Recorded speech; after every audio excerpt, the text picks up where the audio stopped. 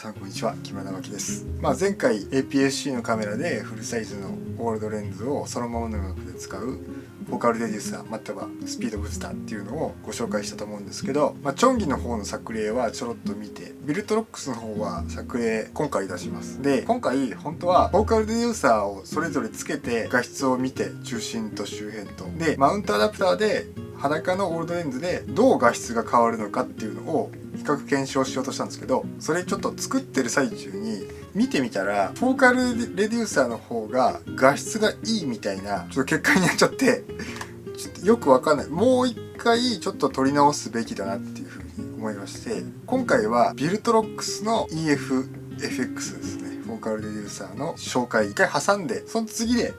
比較っていうのをやろうかなと思います。はい、ちょっと今ニッコールの 50mmF1.4 がついてるんですよ。今回ニッコールの 50mmF1.4 とフォーカルレデューサーをこれがつくとちょうど 0.71 倍のフォーカルレデューサーなんでちょうど1段分明るくなるんですよね。だから明るさ、最近富士が 50mmF1 出したじゃないですか。ちょっとそれを明るさだけでも体感してみたいなと思ってこれつけて今日ちょっと撮りに行ったんですよ。指紋がついている。それは良いとして、外観はこういう感じで電子接点がついてるところがチョンギと違うんですよね。で、ここ USB ポートがあってここでファームアップとかできるんですよね。で、作りはすごいしっかりしてるんですけど、僕はそのビルトロックスのこれがなんかこうゴレンジャイみたいな感じでちょっとあんま好きじゃないです。ロゴはダサいですね。だからテープとかで多分消すと思います。こっちが EF マウントなんですよ。だからキヤノンのレンズ、純正レンズは動作確認してるんですけど、シグマの EF のレンズとかもちょっとオートフォーカスはどうだかっていうのが微妙っぽいです。だからキヤノンのレンズをまたは電子セットのないこういうオールドレンズで使うのがいい。で、海外の人が結構ビルトロックスのこれは良い、画質的に良いみたいな、メタボンズのスピードブースターよりもいいぐらいの勢いでの人もいたんですよね。なので本当かよと思ってちょっと試しに買ってみちゃったんですけど、でこれここにレンズサポートがついているんですよ。穴がもうこれ取っちゃったんですけど、EF レンズって結構サイズ大きいのもあるからこう望遠っていうかこう2470とかつけちゃうとだいぶでかいんで、こっちで多分しないとマウントがこう負荷かかっちゃうんで、これサポートするっていう風な感じでレンズサポートがついてるんですよ。T3 につけた時にレンズサポートが少し余る高さが、だからアルカスイスのクイックシューですね、ここにこうレンズサポートがちょっと僕の場合は当たったんですよ。それで取っちゃったんですよ。だから使う時はこっちだったら大丈夫だから、シューによってはなんか当たるやつがあるんですよ。少し長いんですよ、レンズサポートの方が。だからつけるんだったらそこで4分の1シューつけてバランス取るようにした方がいいっていう感じで、光学性能とかはまた次回に回すとしてどんなのが取れるのかっていうのを見ていきましょう。で、ここはだけプラスチックだからあんまりその作りとしては操作は別に問題ないんですけど、ここプラスチックはあんまり高級感はないっすね、はっきり言って。で、マウントこう入れた時に T3 にちょっとあれちゃんとついたのかな、カチャみたいな、ちょっとあれはまったかなっていうのが1個あってからカチャっていく印象です。だからこっちのマウント部もめちゃめちゃいい感じではない、問題はないけど、ちょっとたまにあれっていう風につけた時にあれっていうのが1回あります。という感じでこれとこれで T3 は今これ撮ってるんですけど、どんなのが撮れるかっていうのをちょっと見ていきましょう。50mm の F1 相当の作例ですね。明るさの作例でも 50mm の F1 ではないんですよ、ボケ量は。 50mm の F1.4 のボケ量っていうことなんで、明るさだけは体感できるっていうことですね。はい、それではですねちょっと見ていきましょう。やっぱり夜がF1.0 相当なんで夜に威力を発揮するんですよねっていう感じで、50mm の前回は F1.8 だったんですよね。で、総じて全体的な感想なんですけど、オールドレンズを使ってる限りチョンギと別に使用感は全く何も変わらないです。で、中心とかの画質が落ちるっっていうのが、中心も画質なんですけど、僕使ってみた感じで言うとチョンギの方よりビルトロッコスの方が改造感が失われてる気がしてます今で。ニコールタクマじゃないから同じじゃないから一概言えないんですけど、このタンポポじゃなくて猫じゃらしとかは、F1.8 と F1.4 なんでやっぱちょっと振動浅いんですよね。 F1.4 の方が明るいんですけど、だからすげえこれタンポポめっちゃ薄かったっす。だからフォーカス合わせるの結構大変だったっすね。どこにあってっかもう分かんない。だからそれは中心の解像度がそこまでじゃないっていうことが一つと、あとやっぱもう薄いんだなっていう、50mm って薄いんだな 1.4 って。ただその薄いからなんかその辺の草取っててはっきり楽しいんですよ。これなんか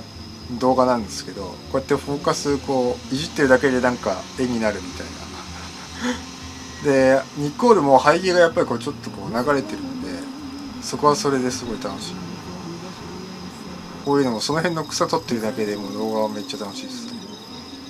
でこれおまけにログで撮ってたんで、フォーカスはどこにあるかは分かんなかった。ピーキングも出なかった。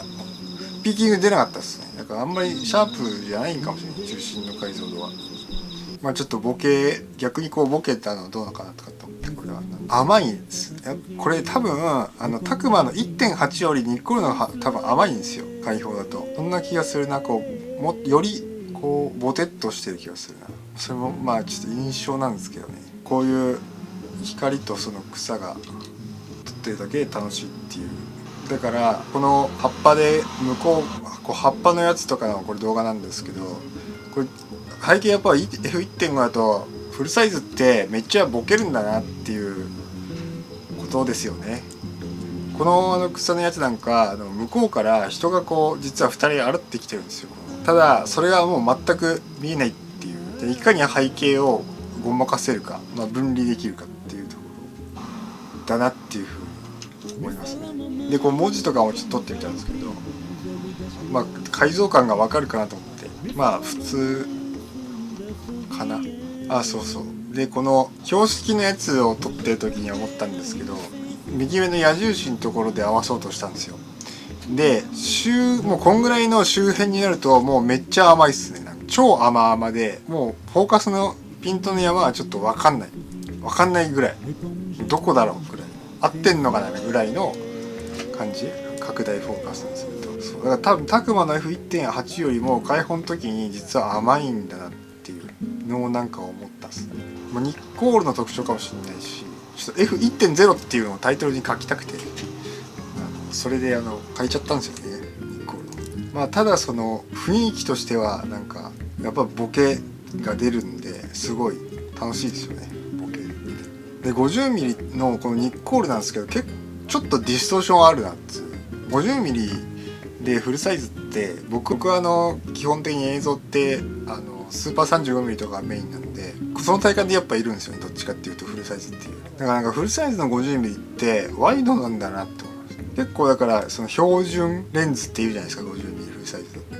で。その標準レンズっていうのは実はワイドなレンズのことを言うんだなっていうふうに思います。50mm って便利ではあると思うんですよね。ちょうどよく絵としてのまとまりと、あと人間のその普通の視界に近いかどうかはちょっと知らないですけど、可もなく不可もなくみたいな。でそれを一番思ったのがこれなんですよね。三茶の歩道橋から高速を見上げたところなんですけど、結構ワイドなんだなみたいな感想。はい、これまた別ちょっと話変わるんですけど、三茶の歩道橋って結構絵になるなと。これ246のところなんですけど、